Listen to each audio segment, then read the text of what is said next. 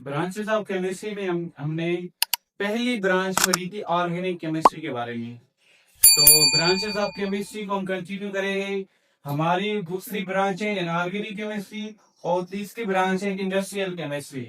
तो हमने पहले ऑर्गेनिक केमिस्ट्री के बारे में पढ़ा था कि ऑर्गेनिक केमिस्ट्री क्या होती है।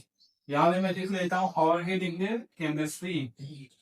ऑर्गेनिक केमिस्ट्री, हम ऑर्गेनिक केमिस्ट्री में क्या पढ़ते थे?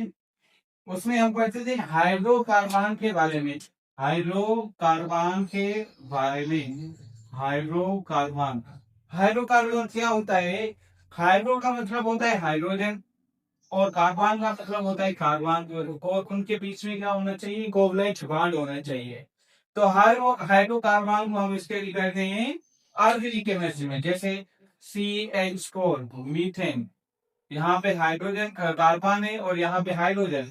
तो मीथेन को हम कहाँ पढ़ते हैं? ऑर्गेनिक केमिस्ट्री में पढ़ते हैं। यानी हर वो कंपाउंड जिसमें हाइड्रोजन और कार्बन इन दोनों का होना लाजमी होता है, तो हम इनको स्टडी करते हैं कहाँ? ऑर्गेनिक केमिस्ट्री में। सही है। तो इनऑर्गेनिक केमिस्ट्री क्या होती है? इनऑर्गेनिक केमिस्ट्री एक ऐसी ब्रांच होती है केमिस्ट्री की जिसमें हम ऑल एलिमेंट्स के बारे में पढ़ते हैं and their compound except hydrocarbon. Hydrocarbon के अलावा दुनिया में हर वो एलिमेंट या हर वो कंपाउंड जो मौजूद है, हम उनको स्टडी करते हैं इन ऑर्गेनिक केमिस्ट्री में। तो इन ऑर्गेनिक केमिस्ट्री, जो इनऑर्गेनिक अल्फाज है, ये नॉन लिविंग थिंग्स से लिया गया है। नॉन लिविंग थिंग्स यानी हर वो बेजानदार चीज जिसमें से हमें कोई कंपाउंड मिले, तो हम उसे इनऑर्गेनिक केमिस्ट्री बोलते हैं। जैसे कि सॉल्ट, हमारा सॉल्ट होता है नमक, वो हमें पानी में से मिलता है, समुद्रों में से मिलता है। तो ये एक इनऑर्गेनिक कंपाउंड है। जैसे कि खुद वाटर वाटर वाटर एक नॉन लिविंग थिंग है, तो हम वाटर को भी इसके निकाल करते हैं, इनऑर्गेनिक केमिस्ट्री में स्टडी करते हैं। इसके अलावा जैसे गिलास है, गिलास का मतलब होता है शीशा। शीशा एक आर्टिफिशियल इनऑर्गेनिक कंपाउंड होता है जो हमने इंसान ने बनाया था। उसके अलावा सीमेंट आपने पढ़ा होगा, सीमेंट। ठीक है, ये स्पेलिंग सीमेंट की। सीमेंट क्या होती है? सीमेंट भी हमारा इनऑर्गेनिक केमिस्ट्री होती है, क्योंकि जो सीमेंट होता है ना, वो हमें पहाड़ों से मिलता है, जो हमारे माउंटेन्स होते हैं उनमें से मिलता है। या सेरेमिक्स, सेरेमिक्स का क्या मतलब होता है? मट्टी के बनने वाले बर्तन, मट्टी के बर्तन। सही है। तो इनको भी स्टेडियम कहाँ करते हैं? इनको भी स्टेडियम करते हैं इनऑर्गेनिक केमिस्ट्री में। सही है। उसके बाद है हमारा मेटलर्जी। दुनिया में जो भी कंपाउंड, जो भी एलिमेंट होता है जमीन के नीचे होता है, वो हमें मेटलर्जी की मदद से हमें उसमें से हासिल करना होता है। जैसे हमें आयरन जमीन में से ऐसे ही मिलता है, उनके ओर्स मिलते हैं। आयरन हो गया, CU, कॉपर हो गया, कॉपर के बाद एल्यूमिनियम हो गई। तो ये जो ऐसे ऐसे एलिमेंट है जहाँ जमीन में से हमें प्योर हालत में नहीं मिलते हैं, इनप्योर हालत में मिलते हैं। तो इनके क्या हो गए? जमीन में ओर्स होते हैं, ओर्स। ओर्स को क्या बोलते हैं? कच्चेदार से। तो इनकी इनकी मेटलर्जी होती है, जिसकी मदद से हम इन एलिमेंट को जमीन से बाहर निकाल के हम रिफाइनरी या किसी यानी कंपनी में लेके जाते हैं। फिर हम उनके ओर्स को इनसे अलग करके और प्योर एलिमेंट हासिल करते हैं। यानी ये हमें जमीन से मिलता है या मिनट से। तो हम इनको भी स्टडी कहाँ करते हैं? इन ऑर्गेनिक केमिस्ट्री के। ठीक है। सिर्फ दुनिया में 4 एलिमेंट है जो हमें प्योर हालत में जमीन में से मिलते हैं। वो कौन से होते हैं? हमारा प्लैटिनम और हमारा सिल्वर, गोल्ड और हमारा मर्क्यूरी।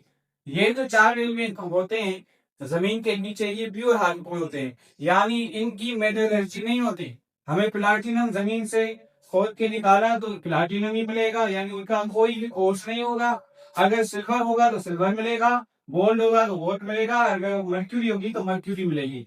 तो हम हर ऑर्गेनिक कंपाउंड में हर कंपाउंड को इनऑर्गेनिक केमिस्ट्री में पढ़ते हैं। और ये हमें कहाँ से मिलता है? नॉन लिविंग थिंग्स के बात है। नॉन लिविंग थिंग्स होती है ना, उसमें से मिलता है। सही है। तो ये है हमारी इनऑर्गेनिक केमिस्ट्री। अच्छा, यही जो गिलास हो गया है, गिलास, सीमेंट या सेरेमिक, इनको हम बनाते हैं इंडस्ट्रियल, या ये मेटल जिसे आयरन का और कॉपर का और एल्यूमिनियम का, इनको इंडस्ट्रियल में लेके जाते हैं। फिर इंडस्ट्रियल में हम इनको प्रोसेस के जरिए इनको बनाते हैं। कैसे बनाते हैं? मैन्युफैक्चर का मतलब होता है हम इनको बनाते हैं। कैसे बनाते हैं? जैसे हमारा फर्टिलाइजर, फर्टिलाइजर जो हम जमीन में आर्टिफिशियल फर्टिलाइजर देते हैं, जिसका एग्जाम्पल ये होता है अमोनिया। ये हम इंडस्ट्री में बनाते हैं। इंडस्ट्री में क्या फर्क होता है? एक होती है हमारी लैब और दूसरी होती है इंडस्ट्री। तो इनमें क्या फर्क होता है? लैब में हम ग्राम में बनाते हैं और इंडस्ट्री में हम टन की सूरत में बनाते हैं, यानी किलो की सूरत में, बहुत मिकदार में, ज्यादा मिकदार में हम इंडस्ट्री में बनाते हैं। सही है। तो फर्टिलाइजर हम इंडस्ट्री में बनाते हैं। गिलास कैसे बनता है? हम सिलिकॉन डाइऑक्साइड प्लस में कैल्शियम कार्बोनेट और सोडा एच Na2CO3, यानी इसको बोलते हैं सैंड, रेत, और ये हमारा कैल्शियम कार्बोनेट होता है, मार्बल इसको बोलते हैं, ये हमारा सोडा है। इन तीनों को आप हाई टेम्परेचर पे हम इनको मिक्स करते हैं और मिक्स करके हमें ये क्या मिलता है? गिलास मिलता है। सही है। उनके बाद ये सीमेंट भी हम इंडस्ट्रियल में बनाते हैं। इंडस्ट्री में कैसे बनाते हैं? हम इंडस्ट्री में एक सॉइल है मिट्टी, तो कैसे बैठी? बेसिक हो जो जिसकी पीएच हमारी ग्रेटर देन 7 हो, और फिर सॉइल के बाद हम इनमें मिलाते हैं कैल्शियम कार्बोनेट, यानी इन दोनों को मिला के हम सीमेंट बनाते हैं। गाँव बनाते हैं, इंडस्ट्री में बनाते हैं। यहाँ पे ग्राम नहीं बनता, यहाँ पे टन की सूरत में बनता है। सही है। उसके बाद मेडिसिन, दवाइयाँ, ये दवाइयाँ कहाँ बनती है? हमारी इंडस्ट्रियल केमिस्ट्री में बनती है। यानी इन ऑर्गेनिक केमिस्ट्री को हम अप्लाई कर सकते हैं इंडस्ट्रियल केमिस्ट्री में। ये तो इन ऑर्गेनिक, ऐसा नहीं है कि बस हम इन ऑर्गेनिक को यहाँ पे बनाएंगे, बट हम ऑर्गेनिक को भी यहाँ पे बना सकते हैं, जैसे फर्टिलाइजर और उसके बाद मेडिसिन। इनमें कुछ ऐसे कंपाउंड हैं जो ऑर्गेनिक भी होते हैं, तो हम ये इंडस्ट्रियल केमिस्ट्री में इस्तेमाल करते हैं। ये आपने नोट कर लिया बस। ओके, ब्रांचेस ऑफ केमिस्ट्री में हमारी फोर्थ ब्रांच है बायो केमिस्ट्री, यानी इसमें बायो ज्यादा है और केमिस्ट्री का इसमें यही मतलब है, इनके बारे में केमिकल्स और रिएक्शन के बारे में पढ़ेंगे। तो बायो केमिस्ट्री यानी इन दोनों का मिक्सचर है। ज्यादातर इसमें बायोलॉजी है और उसके बाद केमिस्ट्री का इसमें रोल यही है कि इनमें हम केमिकल्स के बारे में, रिएक्शन के बारे में पढ़ेंगे। तो बायोकेमिस्ट्री एक ऐसी ब्रांच ऑफ केमिस्ट्री है जिसमें हम उस कंपाउंड्स के बारे में पढ़ेंगे जो लिविंग ऑर्गेनिज्म के में मौजूद होते हैं या खुद लिविंग ऑर्गेनिज्म खुद बनाता है, जैसे प्लांट्स या एनिमल्स। प्लांट्स में ये जो सबसे कार्बोहाइड्रेट एक ऐसा ऑर्गेनिक कंपाउंड है जो हमारा प्लांट्स बनाता है। कार्बोहाइड्रेट को आप तफसील से क्लास मैट्रिक में भी आप लोगों को पढ़ेंगे, केमिस्ट्री में और बायोलॉजी में भी इनके बारे में ज्यादा से ज्यादा पढ़ेंगे। तो कार्बोहाइड्रेट एक है क्या? ये एक ऑर्गेनिक कंपाउंड है। ऑर्गेनिक केमिस्ट्री को लीजिए ना, उसमें ये भी एक ऑर्गेनिक कंपाउंड है, क्योंकि ये हमें प्लांट्स में मिलता है। ठीक है। तो कार्बोहाइड्रेट का क्या मतलब है? इसमें एक कार्बन, हाइड्रोजन और ऑक्सीजन होता है, यानी ये तीनों एलिमेंट्स मिलकर हमारा कार्बोहाइड्रेट बनाते हैं। तो सबसे सिंपलेस्ट हाइड्रोकार्बन हमारा ग्लूकोज है, C6H12O6। ठीक है, ये हमारा सिंपलेस्ट हाइड्रोकार्बन है, जिसे हम ग्लूकोज बोलते हैं। ये हमारा क्या है? ग्लूकोज। ये हमें कहाँ से मिलता है? ये हमें प्लांट से मिलता है। कैसे बनाएगा ये प्लांट? कार्बोहाइड्रेट कैसे बनाता है? आपको पता होगा, आपने पढ़ा होगा फोटोसिंथेसिस। फोटोसिंथेसिस एक ऐसा अमल होता है जिसमें प्लांट्स एक वाटर और कार्बन डाइऑक्साइड को आपस में, ये रॉ मटेरियल होते हैं, इनको मिला के एक ग्लूकोज और प्लस में ऑक्सीजन बनाता है। यही कार्बोहाइड्रेट हम प्लांट्स के थ्रू हम इनको हासिल करते हैं, यानी ये सिंपलेस्ट हमारा हाइड्रोकार्बन है। तो इनकी भी स्टडी हम क्या करते हैं? बायोकेमिस्ट्री में। अच्छा, हम कुछ भी खाते हैं, जैसे हमने रोटी खाई, मील खाई, तो उसमें क्या होता है? ग्लूकोज। फिर ग्लूकोज को हमारे जिस्म में रेस्पिरेशन होती है, रेस्पिरेशन, यानी ग्लूकोज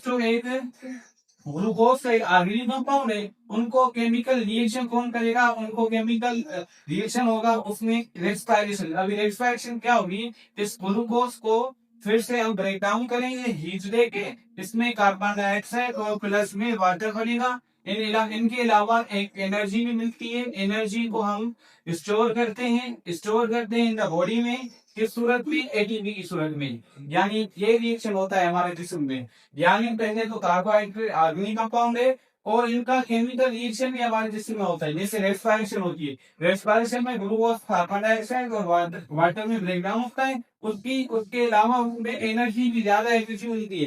यही एनर्जी हम एटीपी की सूरत में अपने आप में स्टोर कर लेते हैं, जैसे हम कुछ वर्क डन कर सके, कुछ काम कर ले। सही है। ये तो ये कार्बोहाइड्रेट की हम कहाँ स्टडी करते हैं, बायोकेमिस्ट्री में। इसके अलावा हम प्रोटीन्स, हमारा जिस्म कार्बोहाइड्रेट से और दूसरा प्रोटीन से बना हुआ है।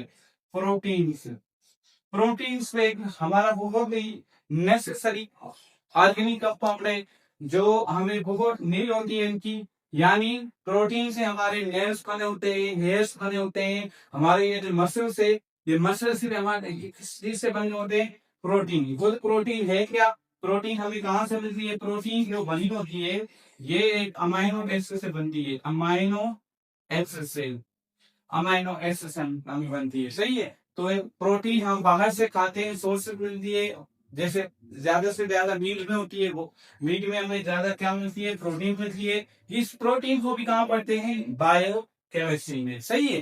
तो प्रोटीन, उसके बाद विटामिन्स भी हमारे लिए नेसेसरी है। ज्यादा नहीं, ज्यादा कार्बोहाइड्रेट से हमें एनर्जी मिलती है, उसके बाद प्रोटीन से मिलती है, फिर हमें मिलती है विटामिन के बारे में। विटामिन क्या होती है, विटामिन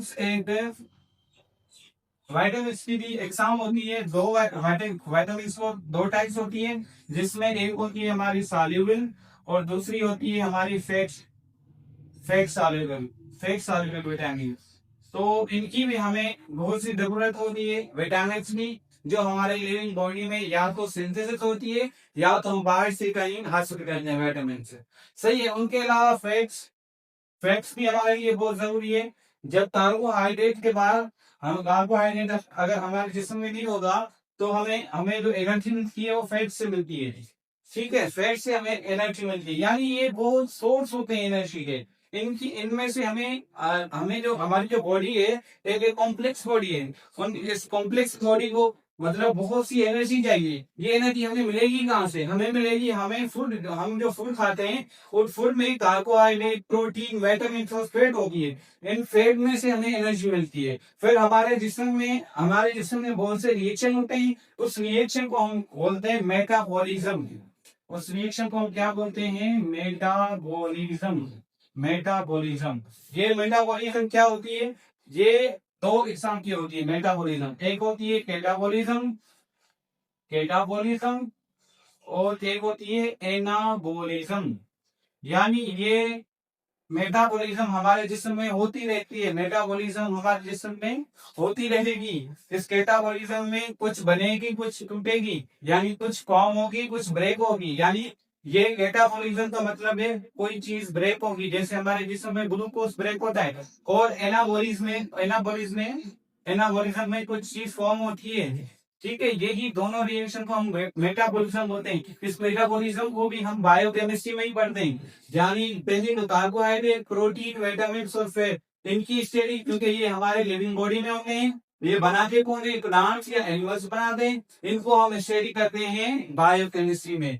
तो यही चीजें जो हम स्टडी करते हैं ना, वो बायोकेमिस्ट्री होती है। सही है। इन चीजों को बायोकेमिस्ट्री में पढ़ते हैं। उसके बाद बायोकेमिस्ट्री और किस चीज के लिए इस्तेमाल होती है, बायोकेमिस्ट्री हमें पहली बात तो मैंने बताया कि एनर्जी के लिए, क्योंकि हमें जो भी हम फूड खाते हैं उसमें ज्यादातर कार्बोहाइड्रेट, प्रोटीन, विटामिन और यही होते हैं विटामिन।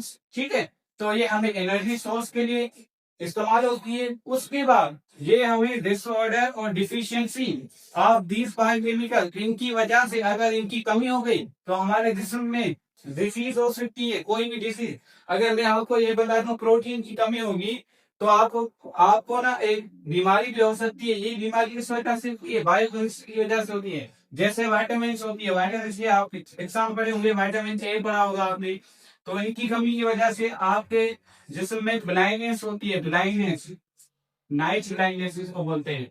यानी नाइट ब्लाइंडनेस क्यों होती है? क्योंकि आपके जिस्म में विटामिन ए की कमी है, जिसके वजह से यानी ये अगर आपके विटामिन ए की कमी होगी तो आपको रात को ज्यादा सही से नजर नहीं आएगा। तो इसकी डिफिशियंसी भी हमें बीमारी बीमारी हो सकती है। यानी हम जस्ट इनके बारे में थोड़ी पढ़ते हैं, इनके बारे में हम डिफिशियंसी भी पढ़ते हैं, यानी कोई बीमारी हो तो उनके भी बारे में पढ़ते हैं। सही है।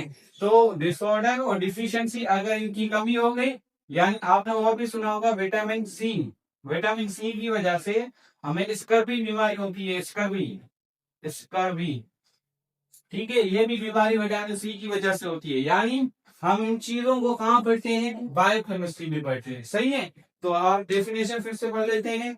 तो biochemistry is the branch of chemistry, हम जिसमें कंपाउंड्स के बारे में पढ़ते हैं। कंपाउंड्स कौन से? जो लिविंग ऑर्गेनिज्म में होते हैं, जैसे कि प्लांट्स और animals, and their metabolism. Metabolism क्योंकि हमारे जिसम में होता रहता है, मेटाबॉलिज्म, कैटाबॉलिज्म होता है या एनाबॉलिज्म होता है। जो हमारी सिंथेसिस होती है हमारी बॉडी में, जैसे कार्बोहाइड्रेट, प्रोटीन, विटामिन पे। और बायोकेमिस्ट्री हमें ज्यादा ऑब्टेन क्या करते हैं, हम हमें खाने से क्या मिलती है? एनर्जी मिलती है। सबसे ज्यादा सोर्स हमारा कार्बोहाइड्रेट होता है। उसके बाद हमें डिफिशियंसी या डिसऑर्डर, इनकी वजह से हमारे जिस्म में डिफिशियंसी या डिसऑर्डर होते हैं, इनकी वजह से हमें डिजीज होती है। सही है। आई होप आपको समझ में आ गया होगा।